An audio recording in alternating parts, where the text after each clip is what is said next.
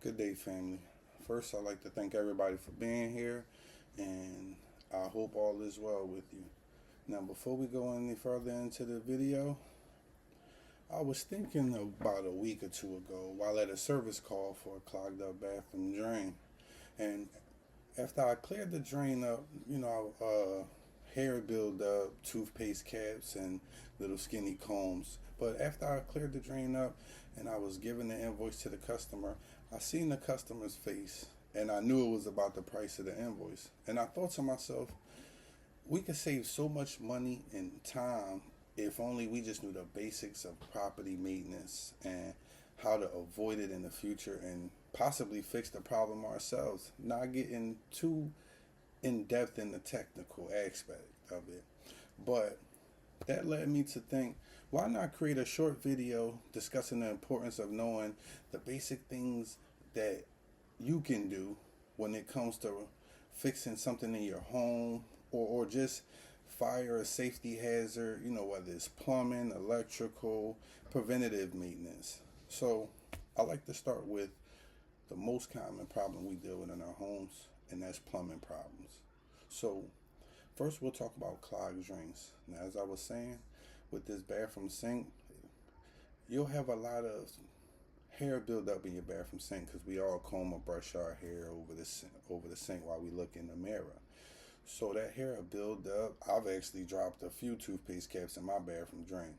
But what I like to use, first of all, what I tell you is, I want to show you a tool.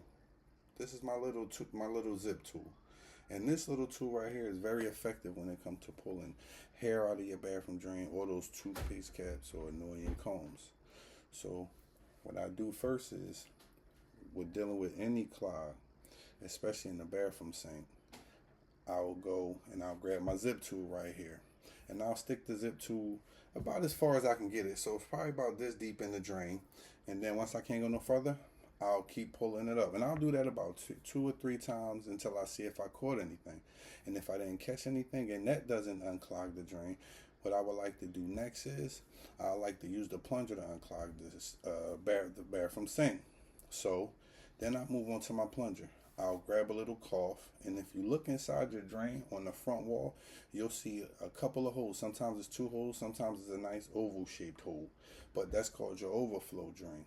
And what you do is you take a little cloth and you stick it in the overflow drain, not to shove it in to the point you can't get it out, but you stick it in the overflow drain, and you want to make sure you have a little water in your sink when you're plunging it, because the water helps create a stronger suction. So I like to plunge it at least 3 or 4 times, and after every plunge, I'll see if the water is draining. Majority of the time, I can push the clog through the pipes with the plunger, or pour out my ball of hair, or the toothpaste caps, or the comb, whatever may be stuck in your drain. I could get it with the plunger or our zip tool.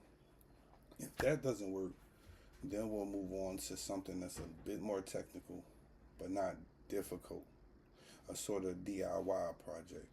I'll go under the bathroom sink and I'll take apart the sink drain, either a S-trap or a P-trap, but we'll get into that later. I'll actually show you what an S-trap looks like. But what I would like to do is remove the S-trap to see if it's a clog in the S-trap. So this is our S-trap. And if you open your bathroom, the cabinet under your toilet, under your tub, this is how it's going to look. And this section is a tailpiece coming down. This attaches to the tailpiece from underneath your sink. And this little J-bin right here, as it is called, always holds water. It holds water to avoid the smell of sewer gases seeping up into your drain. And, now your neighbors are talking about you because your place is funky. But either way, this is the drain. This little thing right here, you can replace yourself. A lot of times it gets corroded. It starts getting cracked up. It may leak. The grime and the soap scum from years of usage will build up in the J-bin. So you can remove it. You can replace this yourself. And what we do is we'll get a effective tool such as these channel locks. Very effective tool, very sturdy tool, very reliable. I'll get my channel locks, I'll adjust it to the opening I need it, and I'll attach it around this section right there. You see that? these two sections that connect the drain piece. You loosen this up, you'll loosen that up. But before you do that, I want you to grab a bucket, because it is going to be water sitting here, whether you got the drain running or not, the water running or not in that sink. There's always going to be water sitting in here. So get a bucket, make sure you have a bucket under there. So when you loosen this up, you loosen this one all the way up. Sometimes it falls off. Sometimes you have to, wiggle it a little bit, not to be too rough, because you'll end up breaking your pipe and then you really have a problem. But what I'll do is I'll take that J-bin section of that off first. I'll see if there's any clogs in there. If so, you know what to do after that. I'll dump it in the trash, and I'll also take the J-bin to the basement and use my utility sink in the laundry room to clean it out with hot water. After I've cleaned the J-bin out, then I'll take the other section of this pipe off, which is this section, and I'll do the same thing with that. I'll inspect it for any clogs. I'll take that to the utility sink in the basement, and I'll clean that with water. Then I'll put my drain assembly back together, make sure everything is tight. Now, I want to show you one quick thing with the drain assembly. If you decide to change this yourself, if you're dealing with these problems, as we all do at some point or another, this piece right here is your rubber gasket. This goes inside of here, and this sits inside of here. Then this goes on that section right there. Be sure to never lose the rubber gasket, or you are going to have leaking all over the cabinet underneath your sink. But after we take it apart one piece at a time, we inspect it, we clean it out with some hot water, we know there's nothing wrong with it, we put it back together. Once you tighten everything, you turn your sink faucet on. Let's see if we cleared our clog. If so, everything is great. You don't have to call a plumber. You saved yourself some money and headache that comes with the stress of having a stranger in your house like me, who's going to charge you up because I had to get out of bed to come help you out. So now that we got the kitchen sink out the way, if at any time you take these 3 steps, you've used the zip, you've used the plunger, you've replaced your S-trap, and that doesn't work, now you can go and hire a plumber, because the blockage is most likely somewhere further in the pipes that you'll need a snake for. And I'm not even going to tell you to go out there and purchase a snake. The point is to save money by getting you to fix anything on here. So let's move on to our kitchen sink. Same as the bathroom sink. Once you open the cabinet under the kitchen sink, you'll have a drain, S-trap or a P-trap. They come in chrome, and they also come in plastic, which is PVC. Most are white. But if you got any clogs in your kitchen sink, first of all, I would like to tell you, always have a strainer in your kitchen sink. It catches food. Well, most of the food that you dump into the sink, it'll catch for you. Not all the food. But let's say you didn't have a strainer. You clogged up your kitchen sink. First, I'll grab this type of plunger. They don't have to be exactly like this, but this is a very durable plunger. I know a lot of y'all got them accordion style plungers in your homes and you're playing. So you need to get that cute little plunger out your house, and go get you a real plunger for about $17 to $20 from your local hardware store. I guarantee you, you will not be upset. I'm 9 for 10 with this plunger. So your sink is clogged up or it's draining slow. You get this plunger, and I might do the same thing as the bathroom sink. I'll plunge it at least 3 to 4 times just to try to push the blockage through the pipes. And after every time I plunge it, I'll see if the water is draining. If you're plunging it, if you cleared that drain up, as soon as you lift the plunger, you'll see all the water that's sitting in the sink drain down the sink. That simple. Your plunger didn't work, we're going to take the same steps that we took with the bathroom sink, and we're going to go ahead and we're going to replace that trap. Now, this is actually a kitchen trap. The bathroom traps are about a 1/4 of an inch smaller than these, thinner than these, not smaller. But the same rules apply. We're going to take one piece off at a time with a pipe. Not to forget our bucket, because there's always water in the J-bin again. And you'll have a little bit of water spilled all over your cabinet floor. Now you're mad at me because you got to clean up this mess. Get your bucket, get your channel locks. Remove your J-bin first. Take your time. We ain't rushing, because we ain't trying to cause ourselves to have to run down to Home Depot and replace it anyway, because we done snapped it. I've been there several times. Now, once we take the J-bin off, as we did with the bathroom sink, we're going to inspect the inside for clogs. If nothing there, we're going to take it down the basement or wherever you would like to clean it out. Run some hot water in it just to clean that pipe out. Put that piece back on the drain, the bottom on the tail piece at the bottom of your kitchen sink. Then you're gonna take the other piece off of the drain. Do the same thing. You're gonna clean it out. You're gonna put it back, attach it. Make sure not to lose your rubber gaskets, which seals the water inside the pipe, because we ain't trying to create any leaks. Once we're done that, if we cannot clear the drain in the kitchen with the plunger, after we've plunged it a few times, we've replaced the pipe or at least inspected the pipe, that didn't work. Now you might have to call a plumber to snake the drain. What we're trying to do is we're trying to take the necessary steps that we can take to address these problems before we have to go on our Rolodex. That was real old, but our Rolodex or our call log and call a plumber, and now you in your pockets take spending money that you was gonna get your hair and nails done or take a trip with the family or get your hair cut with. You're a little annoyed about it. So anyway, next we'll move to running toilets. I know we've all heard our toilet running an hour after we flushed it and you don't know what to do. The inside of the toilet is just as simple as replacing your drain, your S-trap on your drain, or your bathroom drain or your kitchen drain. So let's say your toilet is running consistently. You hear the water running consistently. It's a good chance that the flapper inside your toilet is corroded and it's not sealing properly. Now, I don't have a flapper here, which I should have had one, but this is what we'll do. I'll explain it to you. When you take the lid off of your toilet tank, if you look directly down in the center of your tank when you flush your toilet and you see that flapper, the flapper lifts up and discharges the water and it slowly closes. That's called your flapper. A lot of times that'll get corroded, especially after years of use. It's simple to fix and replace. What I do is I make sure I turn the water off at my toilet. If you look at the bottom of your toilet, right here in this section, even though this is not a toilet, I'm gonna tell you, most times on the left side at the bottom, you'll see the toilet, you'll see the supply line. And this is the shutoff valve. This is the shutoff valve. A lot of times you'll always see this next to the toilet at the bottom. We'll shut that valve off. This is already closed, but you know what I mean. We'll shut that valve off. Make sure the water is shut off to the toilet, because we don't want water feeding inside the toilet while we're trying to replace the trap. Because as long as water is running, we got a mess. We're trying to avoid making any messes, and we want everything to be cost effective for us. So we shut the water off at the toilet. The flapper will have two little arms on it or ears. You remove them off the hooks that sit at the bottom of your overflow tube in the middle of your toilet tank.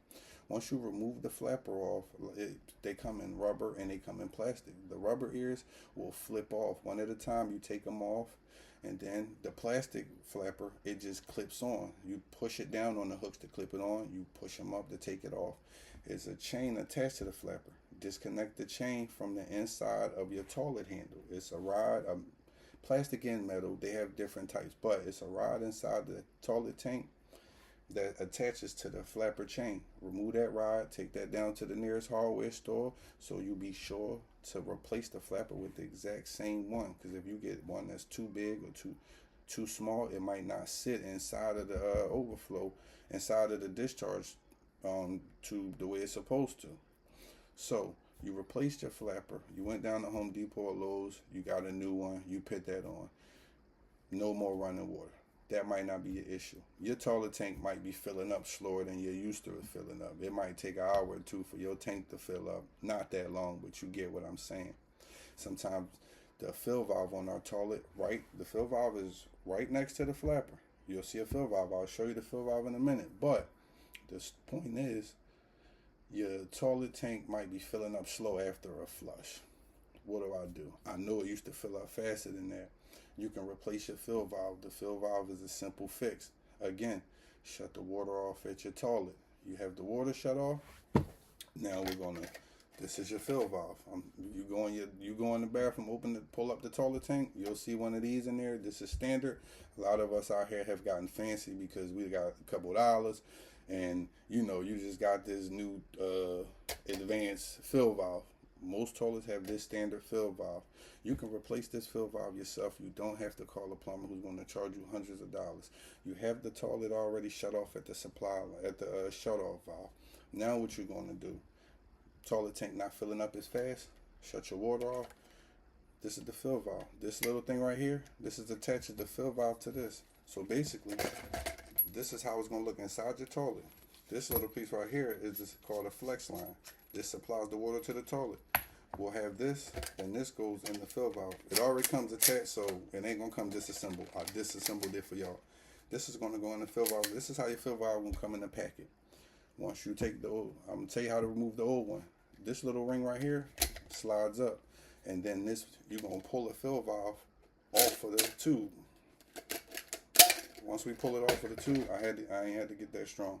Once we pull it off of the tube, this is going to be sitting in our toilet. This nut right here, this goes underneath of the toilet. So basically, this nut attaches the tube to the bottom of the toilet. I got this on my toilet. I go underneath, and this is how this attaches.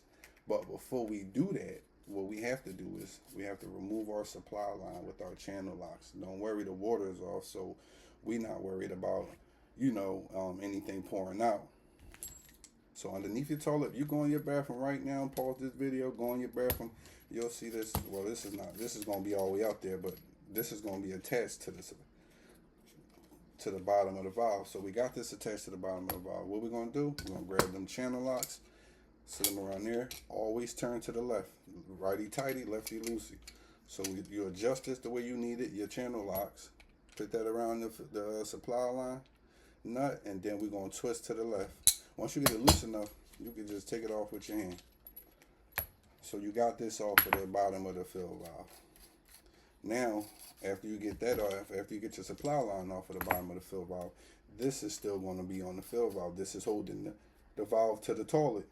You have to fill under the toilet, directly under this. Where you see this sticking out, you fill under the toilet. You're going to fill this. Most of them are hand tightened. Sometimes you can just loosen it up with your hand. If not, I use the channel locks. Either way, as long as I get it off. Once I take this all the way off, then I'm then able to pull this off. Before we do that, that same bucket we had on the fixing the bathroom sink and the kitchen sink, because the water was in there, we want that bucket, because even though you flushed all the water out your tank before you after you turned your water off, it's still a bit of water sitting in your toilet tank. You got your bucket under there. You remove the bottom, you remove the supply line from the bottom of the fill valve. You remove the nut from the bottom of the fill valve. Now you can pull this out. You're going to pull this out. You're going to open the package. You're going to pull it out. First, you're going to pull it out. You're going to go get you a new fill valve, same place from the hardware store. So you might as well get your plunger, your channel locks, and your fill valve at the same time. That way you ain't wasting gas, because it's way too high to be wasting. Point blank, you remove your old fill valve. You open the package, you got your new fill valve, same assembly. Fill valve, the rod which goes in and holds it to the toilet right there. This gonna come in the package right here too. This little tube is gonna connect to the side of the fill valve, which I'll show you in a minute, and this is gonna pour water into the overflow tube in the middle of the toilet tank. When you flip that lid on that tank and you look in the middle of it, that's called your overflow tube. So basically what we'll do is, we took the fill valve off, right? We'll open the new assembly. We're gonna put this in there. We're gonna put this rod in there in its place right there. Take this, go underneath the toilet, and we're going to screw this on, taking our time that we don't mess up the threads. We're going to screw this all the way on until we can't screw it up no more. Nice and tight, right?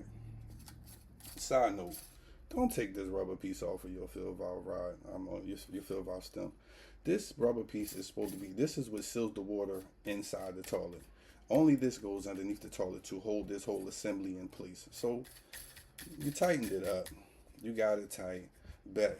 Now what I'm going to do, now I'm going to take my fill valve, then I'm going to take the rest of the fill valve, and I'm going to slide it on there. Keeping in mind that you are able to adjust this up and down. Toilets are different sizes. You're able to adjust this up and down, because the water line in my toilet might not be as high or low as the water line in your toilet. You put it on, you put the fill valve on, you got it on. Always pull this ring down to snap that in place. If you don't, you turn that water on, there's a good chance this is going to shoot up. But you put this on to snap that in place. You just installed your own fill valve inside the toilet tank. Now what we'll do, we go underneath, we reattach our supply line back to the fill valve. We all make sure it's nice and tight. You hand tighten that. Once you hand tighten that, I'll always take my channel locks and I'll turn it, not a lot, a little. Because if you crack that porcelain toilet, then you're gonna be looking for me because I just cost you a couple $100. But just after you hand tighten that on there, just enough. After you hand tighten that on there, I'm sorry, the screen went blank. But after you hand tighten that on there, you want to just enough, just to get it, just to stop any leaks, potential leaks. Just that fast, you fixed your fill valve. Let's move on to your tub in your bathroom. Let's say you got a clogged tub drain. Well, I'm going to tell you what I like to do first. A lot of times, the tub drain is clogged because of the hair or the soap scum. And let me backtrack to the kitchen drain. A lot of y'all be pouring grease down that kitchen drain and you be clogging your own drain after your mama told you not to. Now, with that being said, stop pouring grease down your drain. It's terrible. Drano, all them other liquids that they say gonna help clear your drains up, they eat away at your drains.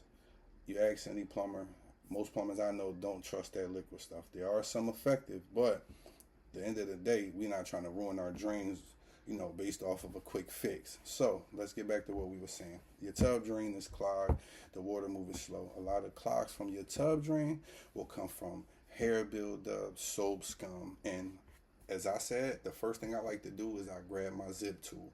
I'll stick it in the tub drain to see if I can get any, see if I pull any hair out. Now, unlike your bathroom sink, when you stick this down your bathroom sink, this goes straight down. Your tub drain is not like that. In your tub drain, it'll more so go sideways like that, because your tub drain connects to the overflow. That's another story. We're not even gonna go that deep into it. I'm not trying to confuse you or scare you. Point blank, you can use your zip tie first to see if we pull any hair out of the tub drain. Whenever I'm dealing with the bathroom drain or the tub drain, the zip tie is always my go-to, because I pull a lot of hair balls that look like baby mice out of the drain with the zip tool. You use your zip tool on your tub drain. That's not working. Now I go to my plunger, my trusty plunger again. It doesn't fail me. It failed me like 1% of the time. I go to my plunger. First, when you're looking right under your bathroom, your tub spout, that silver cap you see about this size with the 2 screws, that's connected to your overflow tube. That overflow drain is there. If you run in bath water as well as the bathroom sink, the overflow holes, the overflow drain, them 2 holes you see, or that one, circular hole or oval shaped hole you see in your bathroom sink, your tub has an overflow too. If you run the water and you walk out, that's meant to drain without flooding your bathroom, and you got a whole pool inside the house now. So what I would like to do is, I like to put painter's tape or duct tape over the overflow, because if you plunging and you didn't cover up the overflow, that air is just pushing through the overflow, and plunging really becomes ineffective at that point. I get painter's tape or duct tape. Don't use scotch tape. You're going to waste a lot of your scotch tape trying to cover your overflow. Point blank, let's say you got the painter's tape or the duct tape. Completely cover the overflow before you plunge. Make sure you got a bit of water, a nice amount of water, not fill your tub up, but I like to pour a nice amount of water in the tub before I start plunging. The water just helps, as I said, with the suction, with the pulling the block, it helps with unblocking anything that's keeping my water from draining or that has it draining slow. Same difference. Whenever I'm plunging, I always plunge at least 3 to 4 times to try to clear the drain of the blockage. Now, let's say you keep plunging, you stop, you see if the water draining, you plunging again, you putting all your muscle into it, you sweating, you stop. You do this about 3 to 4 times. See if your tub drain. If your tub drain, great. Again, we save money. We don't have to call nobody. I knew you could do it. That doesn't work. Now you would have to call a plumber, because the plumber is going to have to most likely go through your overflow drain where we taped off before we started plunging and feed the snake down there. Don't worry about that. Sometimes we got to call a plumber. Keeps everybody in business. So, you're not dealing with a clogged tub. Okay, you fixed your sink in the kitchen or the bathroom. You might even fix the toilet, one of them pieces we talked about, either the fill valve or the flapper. Now, sometimes our tub spout leaks. I know you know what this is. I know you got it in your house, and it's probably all soap scum everywhere.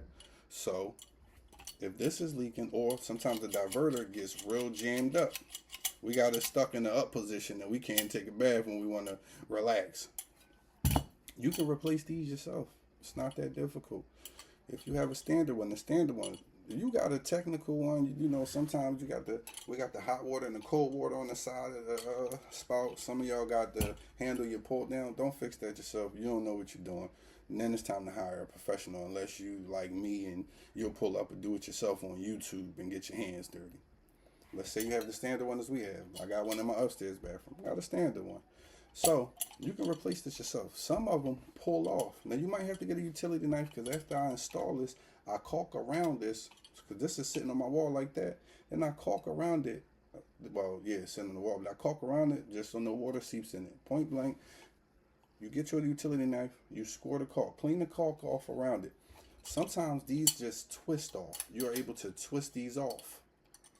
You understand? Sometimes, if it's not able to twist off, what you do is you got to get underneath it. I'm not doing that right now, but if you could get underneath it, where's this at? You get underneath it, you'll see this in there. This is the set screw. You see the set screw? The set screw is held in, the set screw holds this onto the copper pipe protruding out your wall. That was a big word, protruding. So we put our Allen wrench in there. When you buy one of these from Home Depot or Lowe's, the Allen wrench comes with the drain. You put the Allen wrench in there, and you see I can adjust my set screw. So when I take it off, I get the Allen wrench. You know, righty tighty, lefty loosey. I make sure the screw is not sticking out, and I slowly twist this off of that copper pipe. I'll take this down to the store. You know me, I'm a Home Depot shopper. You heard me? And I take this with me and I replace it. I go in there. I don't expect you to have emery cloth in your home, so you got a Brillo pad.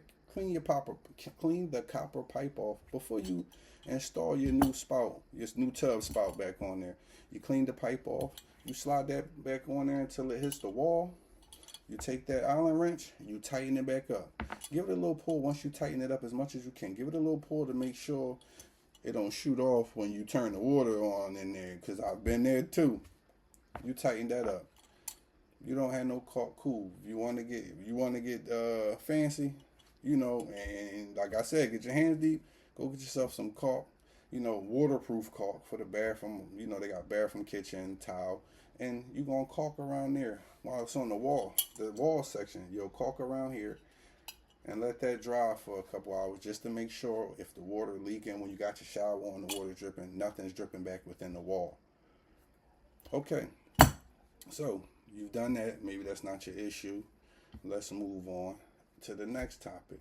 Next, I'd like to talk about your dishwasher drainage issues. Most of us have dishwashers, and I'll be the first one to tell you that a lot of people don't know how to use their dishwashers or how to maintenance their dishwashers. First, I want to tell you, you're supposed to send your dishwasher through a cycle to clean without dishes sometimes. Every so often, you're supposed to clean your dishwasher without dishes in it. And I know you've seen the commercials or the ads where they got dishwasher cleaner. I don't know what it's called. I don't have a dishwasher. These are my dishwashers. So you got a dishwasher. Clean your dishwasher out. Send it through a sanitizing cycle. I know you see the button on the dishwasher. Go ahead and push that button. Let that go through that cycle and cleanse itself. You might be dealing with standing water in your dishwasher after every usage, or it goes through a cycle. You might notice that there's water in there. A lot of times that can come from a clogged filter. If you remove the bottom rack of your dishwasher and you see that arm where the water is spraying out from, well, you're not looking inside while the water is spraying, but point blank, once you remove the bottom rack of your dishwasher, you'll see an arm that spins. That's where your water sprays out at. Sometimes, most of the time, on most dishwashers, you're able to pop that arm off, and then you'll see a filter under there. Some filters are sitting recessed behind. I've seen rectangular. I've seen like plastic gates protecting the filter. So once I slide that off, then I'm able to remove the filter. Let's stick to the story. Let's say you pulled your dishwasher bottom, you pulled the bottom rack out of the dishwasher. You pop the arm off, you take your filter off. A lot of times the food build up, it blocks your filter and makes your dishwasher ineffective. You clean that water off. Clean all the food particles, clean your dishwasher. Take your filter down the same basement and go in that utility sink that you cleaned your drain trap out with and clean that dishwasher filter off. Put it back on, pop your arm back on. Put your bottom rack back in, send it through a cycle and see if it drains properly. If that's not the case, then your dishwasher hose can also be a cause of the water pouring back into your dishwasher. And what I mean is, if you go in your kitchen and look under the kitchen sink and that cabinet, you open them up, you'll see a tube coming from wherever section your dishwasher is on the left or the right. You'll see a tube coming through the cabinet. A lot of times, if we don't have that tube looped up right, water will pour back into the dishwasher and just sit in the dishwasher, and then you open your dishwasher door and now it's smelling your kitchen a little bit. So what you do is you always want to make sure when that tube is coming through that cabinet that it's looped up like that, and then it'll go into the tailpiece of the kitchen drain. So if yours is laying on the floor and you say, listen, I got standing water in the dishwasher, I don't know what to do. Appliance technician want all my money. The appliance technician want all your money, and you had plans with that money. Check and see if your tube is sitting on the. I've seen a lot of situations where I've gotten called because the dishwasher wasn't draining properly, and the tube was just laying on the discharge hose, not the tube. Either way, you know what I'm talking about if you got a dishwasher, but your discharge hose is laying all over the floor, all over the cabinet. Go to the store, the same hardware store. Hey, listen, the corner store might even have some clamps for you to clamp that dishwasher hose, the discharge hose, to the back of your kitchen cabinet. So what you do is you loop the hole, but when the dishwasher hose come out your cabinet, if this is my dishwasher, this the inside of my kitchen cabinet, please don't go on the cabinet that you keep your plates and your food in. We talking about under the kitchen sink. The dishwasher, the discharge hose connected to the dishwasher is going to come through the bottom of the cabinet most likely. You want to make sure that goes up and is looped like that, and then it's going to go inside. It's going to connect to the tailpiece of the kitchen drain. Get yourself a clamp, loop it up, clamp it on there. You might have to screw it. You could get fancy with it and make your own clamp with some rubber bands and some and 2 screws. Or hey, you can tape it up you can tape it up there as long as you loop your dishwasher hose up, and you want to put it on the back wall of your cabinet underneath your kitchen sink. At least it's high. You don't want it to be lower than your kitchen drain. So you want to at least make sure the loop is higher than your kitchen drain, the bottom of your kitchen drain underneath. You want to make sure the loop is higher than that to avoid water from filling back into the dishwasher. Okay? Next, let's talk about electrical and fire issues and safeties. A lot of times we neglect the things that can save our life, or the things that can cause us to have major emergencies and put our families as well as our lives in danger. Let's start off with overloading your circuits. Most of us, when you're going around your house, in every room you should have a circuit. Some of us call them outlets. To me they're called receptacles. Please stop plugging up the extension cord in your receptacle or your outlet, and then you got everything plugged up to extension cord. Just because they sold you the extension cord don't mean they wanted you to go home and plug everything up. And I'm gonna explain to you first what overloading our circuit means. You're in the bathroom, or wherever, your room, wherever you are. You got your radio plugged up, your TV plugged up, your phone plugged up, you're feeling good, your lights on, and you just plugged your blow dryer up and all your lights went off. You just tripped the breaker in your house. You're overloading the circuit because it's not meant to carry everything at once. So what I want you to do first, unplug some of that stuff if you don't need it. How is you watching TV and listening to the radio at the same time? Point blank, let's unplug some of these things in our outlets. We overload our circuits, we trip our breakers. If you ever trip your breaker, it's also important for us to know where our breaker panels are. In homes, your breaker panel most of the time is in your basement. In apartments, your breaker panel might be in one of your closets. I've seen the breaker panel right at the front door. If you've ever tripped something, get familiar with your breaker panel. You understand? Go back in there. You'll know which one you tripped because all the rest of your breakers will be in the on position. And that one breaker, it won't be off, but it'll be sitting in the middle of on and off. You flip that off and then flip it on. Never flip it on. If you ever trip a breaker, always flip it off in the off position first, then flip it in the on position. And if it keeps tripping, that means you didn't unplug with trip that breaker. Go on there and unplug that blow dryer and stop playing walk outside, let your hair air dry. All right? No, seriously though. When you trip a breaker and you didn't unplug what caused the breaker to trip in the first place, you have to unplug that first and then try to reset the breaker. If you get to the point where you don't know what a panel box is, you don't know what a breaker is, some of us don't. Some of us are scared of electricity. I personally have been electrocuted 2 times. I've been electrocuted 2 times. Some of us are scared of our electricity, but point blank, get familiar with your breaker panel. Let's stop overloading our circuits, which brings me to my next topic: extension cords and surge protectors. A lot of us have I'm guilty of it at times too. We have our extension cords plugged up, running across the floor, and got everything in that one room plugged up to that extension cord.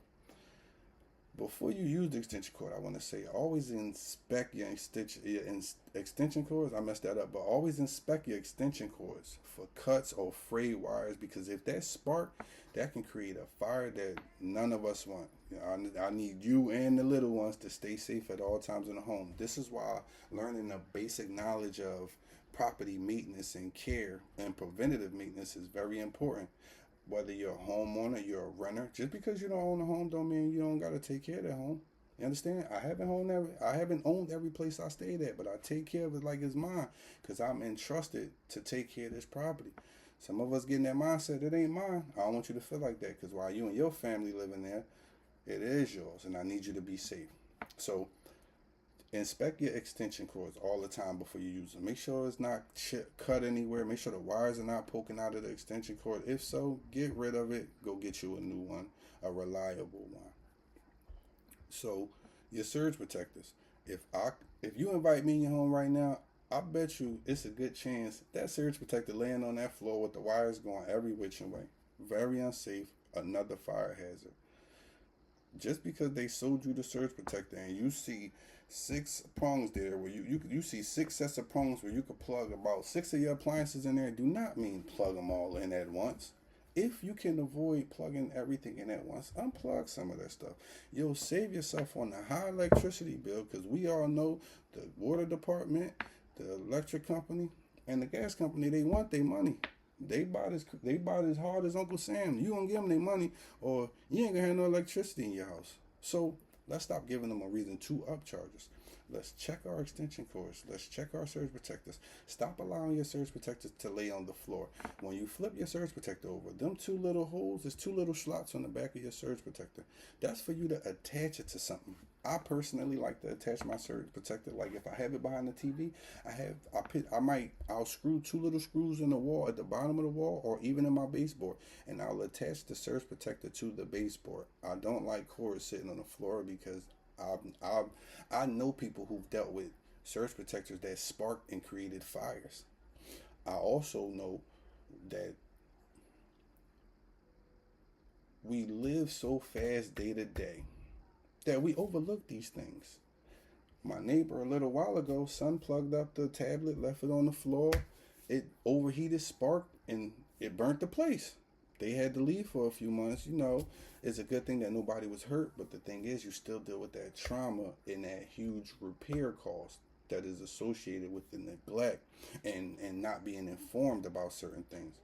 So as I said, check your extension cords, check your surge protectors. Stop letting them lay on the floor. Stop sitting your devices on your bed when you're charging it. A lot of our kids, they plug the devices up. They sleep with the devices. You go in the room at night and the device sitting next to the pillow with the kid. That's bad for business. If that thing overheats and sparks, we have a major problem that we could avoid in the first place. So we have to take these steps and know these things and stop neglecting and overlooking them. So as I was saying, so you check your extension cords, you check your surge protectors. Please regularly inspect them before you use them. If you've seen one spark, I've been there. I'll tell you from experience and having 8 to 10 years in the maintenance field. So what I need you to do is you have to inspect these things, and you have to pay close attention to these things, not to neglect them, because it can cause you or someone else their life. You check your extension cords. You know how to flip the breaker back when you trip it. You don't have everything plugged up in the wall to your outlet. You're safe with your surge protector. Smoke detectors. Now I know what you're thinking, because I know you know what I'm about to say. Please stop allowing your smoke detector to chirp. I'm tired of watching YouTube videos and I hear your smoke detector in the background chirping. Notice mine didn't go off yet because I couldn't get on here and allow y'all to hear my smoke detector chirping, or I couldn't let it be going through the chirping process when I'm sitting here trying to convince y'all or inform y'all about the importance of just knowing the basics of property maintenance, just the basics, not anywhere, not anything that you have to go too in depth, that you have to go to trade school. I did that so you don't have to do that. So if your smoke detector chirps frequently, it's about time that we replace the battery on that smoke detector.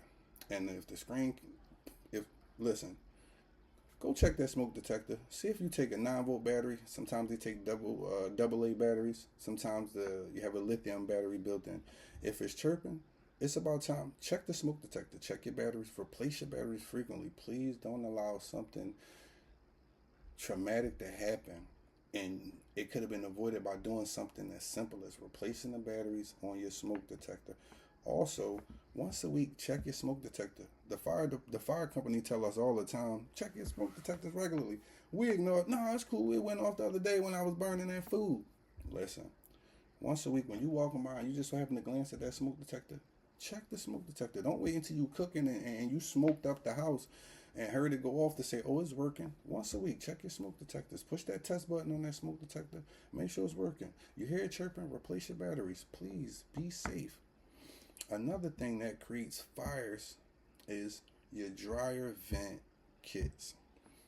On your dryer, if for those of us that have dryer, I don't have a dryer in the house, but if you have a laundry room, you're washing your dryer in the house, the silver aluminum hose or tube that you see connected to the back of your dryer, you see it come out and it connects to a white reservoir box for your water that you don't fill up before you use your dryer.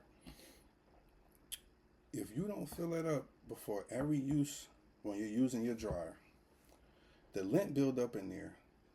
If something sparks, which I've just dealt with at a service call about a month ago, lint was built up, something sparked, and it created a fire. Good thing the fire didn't get out of hand. They could smell it before it got too far. But that's the point. That's why they always recommend, listen, that white reservoir box, like I said, you have a silver hose connected to the back of your dryer. That connects to a white reservoir box. If you have a dryer, you have a dryer vent kit connected to it unless yours is running straight outside. Point blank. After and before every use, check that box, clean that lint out of there. What I like to do is disconnect the tube from the white reservoir box. The box holds water. I like to get my vacuum and I'll stick the vacuum hose in there and I'll try to clean out as much dust as possible out of the dryer vent hose. You clean the tube out, you clean the hose out as much as you can get as far as the lint. Clean the dust out of that box. All right, you understand? Your box shouldn't be, the lid on your box, the vents, you have, like if you look on the lid of the reservoir box, you have vents in there. That should not be caked up with dust. You have to clean out the lint in that box after every use. Clean the box out after every use. Fill it up about a quarter to halfway with water. Before every use, you check that box and make sure there's water in that box. Clean the lint out, put water in that box.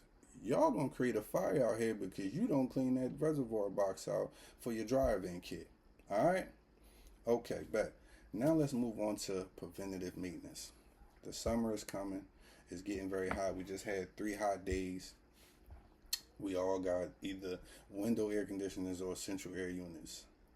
Now, if you see that your unit, whether it's the window air conditioner or the central air unit, is not running as cool as you would like it to, there are filters on these units. You got the window air conditioner, pop that little gate off on the front and pull that filter out. Go clean the dust off of your filter. I like to sweep the dust in the trash. I'll run hot water all on the filter. I'll let it dry for some time, maybe 15 to 20 minutes. I always let it dry before you put it back on. I put it back on there. You know, that can help a lot with your energy bill, especially because you know they're looking to charge you up this summer because they know it's going to be hot and they know you're going to be hot. You're going to have that thing running all summer long and you ain't even cleaned the filter from last year. So what you do is, like I said, if you got a window air conditioner, you pop the front down. I say that because I'm thinking about my air conditioner. Pop the front down, pull the filter off, clean the filter off, put it back on. That can go a long way with helping push cool air out of that air conditioner. If you got a central air unit, the vents that you see in your home, sometimes they're on the ceiling, sometimes they're in the wall. Some of them are intake, some of them are outtake, meaning some of them are pulling air in from the outside, some of them are discharge, basically pulling air out from inside your home. So out with the old, in with the new. Think of it that way. If you look in some of those vents, you'll see that they have filters too. Every 3 to 6 months, you should be checking the filter on your central air unit to make sure that filter is clean. First, let me tell you, when we have our air conditioners on and these filters are dirty and dusty, we're breathing this stuff in. We breathe this stuff in. Now you want to know why your baby always sick, because you got the air conditioner with the dirty filter all in his room. You understand me? So, like I said, every 3 to 6 months when you're using it, central air unit, look through the vents. You'll be able to see the filter. Disconnect the filter. That vent that you see on your wall, your ceiling, sometimes the screws hold it in. Sometimes there's little clips holding it in. Take your screws out or lift the clips up. However you got to open it. Pull that filter out. Take that filter down to Home Depot or Lowe's, your preference. Replace it with the same one. Get yourself a couple. That way you have some stored away. You don't got to keep wasting your gas going back down to the hardware store. Replace your filter. That will help with your energy bill, because when our filters are dirty, our systems, air conditioners, whether it's central air window air conditioner, the systems they run harder to cool the area. And if your system is running harder to cool the area, then is increasing your energy bill. And I guarantee you, listen, they ain't got no problem charging you, man. So my job is to make sure you save money. My job is to make sure you know that you can do these things at home just with the basic knowledge. And you don't have to pay somebody like, your cousin come out because he do maintenance or he know how to do plumbing or electrical, and he's still going to charge you because he got a family too. You can do these things on your own. Let's say you're dealing with leaky pipes. I got to call a plumber now because my pipe is leaking. No problem. We could do leaky pipes. Listen, I got this under my kitchen sink, my bathroom sink. Let's say this part, listen, mine's cracked right here. I had a crack in the bottom of it. But what's going on? Where's the water coming from? I inspected, that's leaking. Now you know how to fix them leaking pipes. And trust me, them leaking pipes can cause mold wherever that water is pouring into, whether it's your bathroom drain. I've had it where I had a leaky pipe and it was coming all the way to the kitchen from the bathroom. That means my living room, my carpet was all wet. Now I got water buildup, mold, the water damage, and I got to go through the process of repairing this. Now, the thing is, I can repair myself. Not everybody has that, not everybody has that knowledge to repair themselves. So now you got a large repair bill because you didn't inspect your pipes. Or you seen the leak and all you did was put that same bucket we was using to replace the drain or take it off because it was corroded. You use that same bucket to catch the water, and every couple minutes or every hour or maybe once a day you dump it out, and you just like, man, I'll get it fixed whenever. Nah, you can fix that pipe yourself because now you know how to replace the S-trap. Some of them are P-traps. The P-trap is going to come out and then curve up like that. Either way, either metal or plastic. Same difference. Not the same difference, but we installing them and removing them the same way. Now you know how to take this off. Like I said, it's a tailpiece. This not right here. This is, you're going to have one. Your tailpiece is going to come out the bottom of your bathroom sink, your kitchen sink. And what you're going to do if that pipe is leaking, you see like, oh, it's a crack in there. Let me get my channel locks. Let me get my bucket. You heard me? Get yourself some music. Get comfortable. But what we do is we take it off. We disconnect this from the tailpiece. That's right here. I got the parts right here. I ain't losing. But see that? See that? Got that. I ain't losing. Disconnect that from the tailpiece. Disconnect this one. Our bucket is under there. Let that fall. Then we take this piece out. Now usually this is connected to the pipe in your drain. Same difference. I ain't going to go through putting it under there. That's connected to the pipe in your drain. Disconnect that too. Disconnect that off of that pipe. Take it off one piece at a time. Don't be difficult. Take this off first. Then take this off. Take that down to the hardware store. Get yourself another one. Go home, replace that cracked pipe. Due to years of corrosion and the water still build up, so you might look under your drain like, hell, is it water leaking? You got water is it water scum? Water scum, lime, and corrosion on the pipe, and they fragile, they break. I've actually broken fragile pipes inspecting it for leaks, and it was so corroded that it shattered in my hand. Now you know how to replace that drain yourself, and if you forget anything, do what I do. I shouldn't be fixing my own car, but I will pull up a YouTube video real quick, watch it 2 or 3 times, and then I'm out there trying to play mechanic. It's all about saving yourself money. We're not trying to take money out of anybody's pocket because we all have families and loved ones to take care of.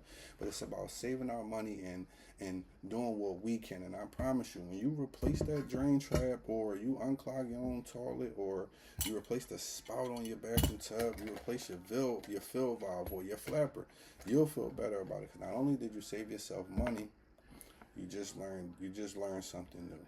You learned how to take care of your property. Also, before I move on, dealing with leaky faucets.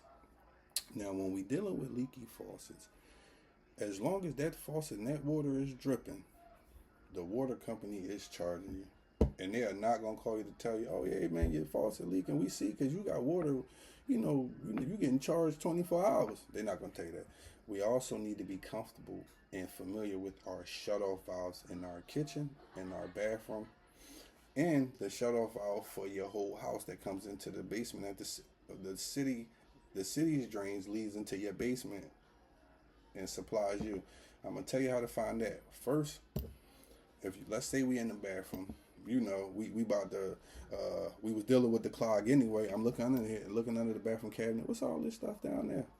You'll see two of these connected to nipples. That's what it's called. I didn't make that name up, but this is your shutoff valve, as I told you before. Open, close. Some of them might look like this. It won't be this big on your kitchen or your bathroom. It won't be this big. But point blank, the gate. This is the gate.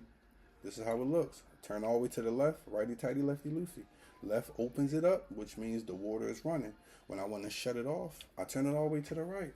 Get familiar with your shutoff valves, because if you ever have a leak and you need to shut that water off until you can get that fixture repaired so your water bill don't come back sky high. Now you and your kids can't go to Donny Park this weekend because you got to pay Mr. Johnson to come replace the leaking faucet in your house. Get familiar with your shutoff valves. Go in your bathrooms, go in your kitchens. There's a shutoff valve at the bottom of your toilet too. Your supply line. This is going to connect to a shutoff valve. Get familiar with it. A lot of them be real old because we don't deal with it. I don't know how to do that work. Nothing is leaking. Then they get all corroded and start leaking. But get familiar with your shutoff valves. Look under your bathroom sink, as I said. Look under your kitchen sink, as I said. And shut your water off. Your faucet leaking, shut that water off. Save yourself some money until you're ready to get it fixed. You understand? That way, you shut that water off. You don't have to keep that bucket under there that you was using to make your oodles and noodles or mop your floor with. Get familiar with your shutoff valve. Go under the sink. Go look under the toilet. Shut the water off for GP. You understand? You know what I mean? They pissing you off in the house? Shut the water off on them. Ain't nobody using this water. You hear me? For real, though. You got to get used to the shutoff valve, especially when you're dealing with leaks. And you want to, because I've had situations. You want to know what these are, because I've had service calls where customers have broke the handle off the faucet. Now the water shooting to the ceiling. You understand? Damages your ceiling, flooding your bathroom.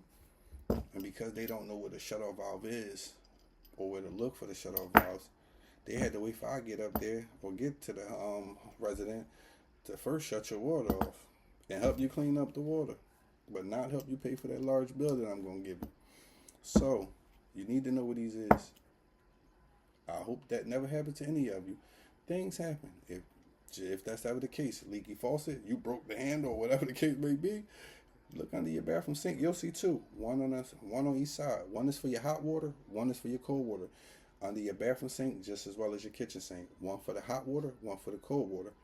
Now, underneath your toilet, at the back of your toilet, the bottom of the toilet on the wall underneath, there's only one. You're only getting cold water supplied to your toilet. You should never have hot water coming out your toilet.